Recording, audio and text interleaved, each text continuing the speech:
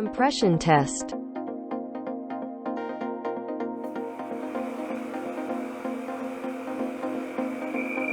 SRQ is capable for a force which is more than 1 ton force. Tensile test. Let's start.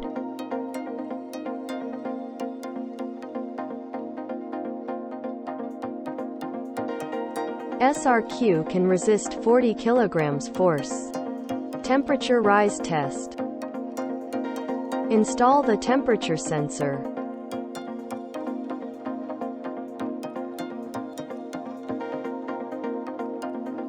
Heating cable side. Power cable side. Heating cable surface. Set up 20 amp current. Let's start.